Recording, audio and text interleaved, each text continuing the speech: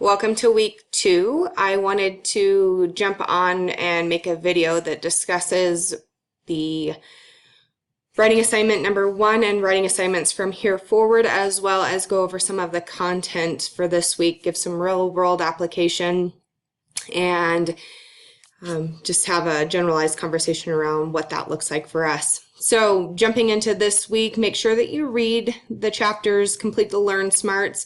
We've had a couple of folks say that it's been difficult to read the text in the Learn Smart. That is correct. In your McGraw-Hill software portal, you will be able to access just the book outside of any assignments by clicking the e-text. It's usually on the right-hand side. If you're having a hard time finding it, feel free to shoot me an email, or you can also utilize the McGraw-Hill help desk. They are phenomenal. They are very, very helpful. So with that, please know that you don't have to read that in the Learn Smart format.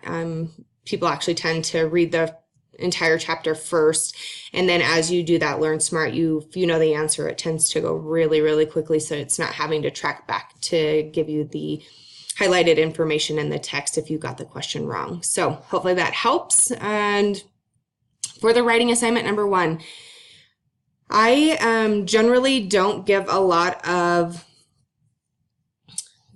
detailed information for a purpose. When my boss comes to me and says, here's a project, go get it done, they are not step by step saying, week 1, do this, week 2, here's what the outcome I want.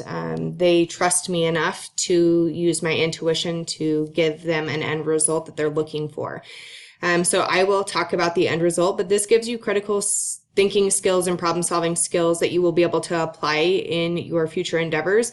I've never met a single boss that I've ever enjoyed working for that outlines exactly what they're looking for. And I tend to do the same in this course because I really want your creativity.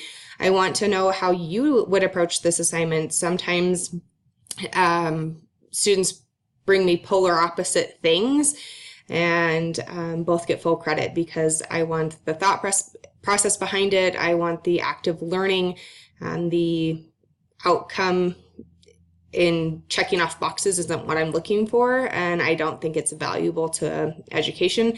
I received all of my degrees online, and so with that, I know what it is just to check a mark and then get out of a class and say, I absolutely learned nothing except for how to follow rules. So that's why some of these assignments don't have very meticulously detailed outlined things for you. So if you don't enjoy that, I'm sorry that this course might not be for you. And feel free to potentially look at going to another section that might be a better fit for you.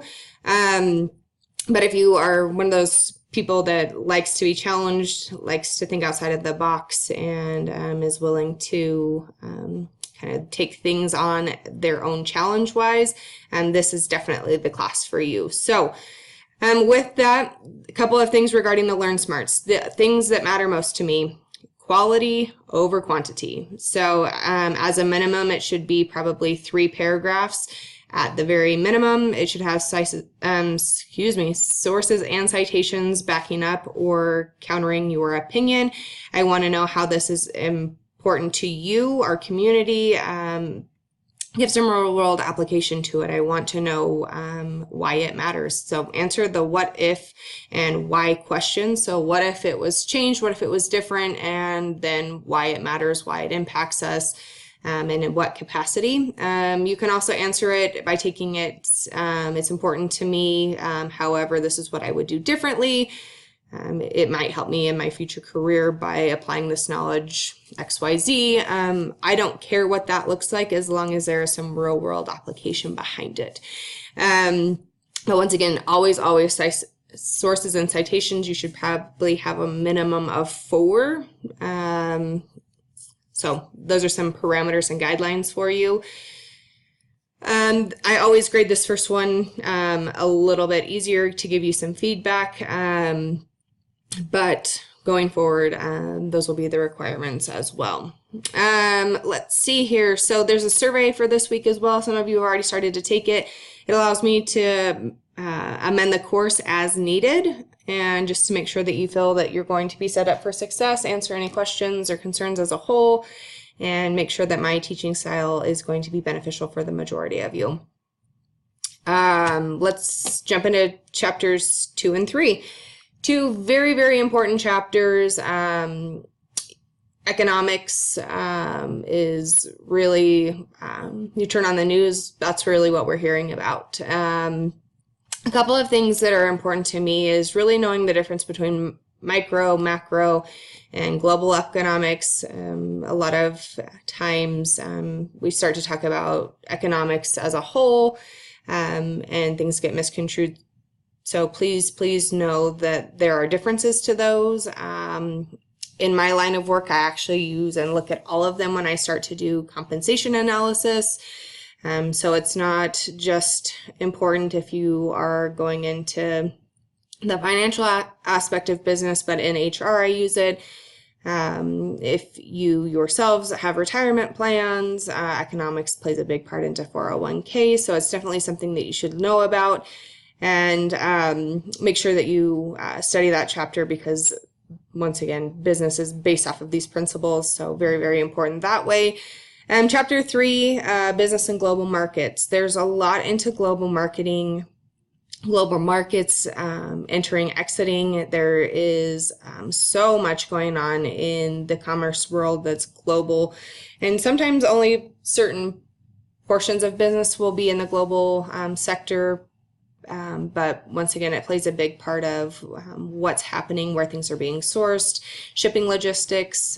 So there's that aspect, but then also from the human capacity side of that, really getting to know people's cultures, what's acceptable business practices, what are not. Generally, there are some pretty significant differences that we have to account for. And so definitely read up on that. It'll be interesting to see some of your takes on your writing assessment number 1.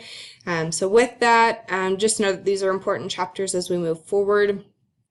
I have worked for global organizations, and they tend to flow like large corporations. So if you're kind of in that smaller to medium-sized business lines, especially privately held, you don't always see the large impact, but when you start to mesh these two chapters together, global economics plus global enterprises that have some domestic sides of those, it makes some businesses very, very unique and very laborsome when it comes to accounting.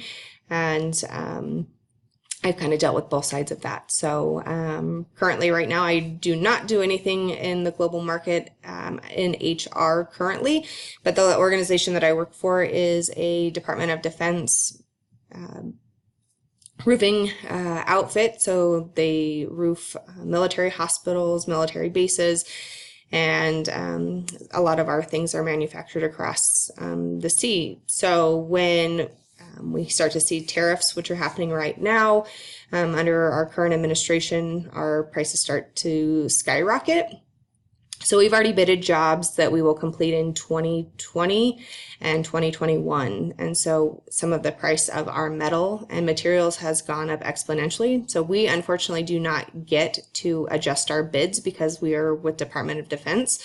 And those federal contracts allow for X amount of dollars to be recouped. And so with that, if we cannot source cheaper material, that means that we're going just to take that hit to our bottom line, and we don't get to take as many dollars to the bank. So there's definitely some long-term implications for tariffs. So hopefully, in our case, those tariffs will be lifted and we'll be able to secure cheaper materials before those 2020 and 2021 jobs come for us to do.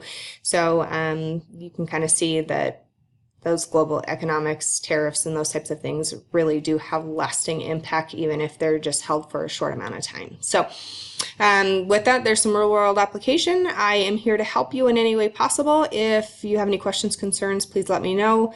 We're into week 2, so most of the bugs in Blackboard have been resolved, but if you see anything, as always, reach out. I'm happy to help get things corrected. And if you have any questions on anything specific, please reach out. I'd be happy to have one-on-one conversations to give you more practical applications or to clarify any topics that we come across the way. So with that, have a wonderful week, and we will chat soon.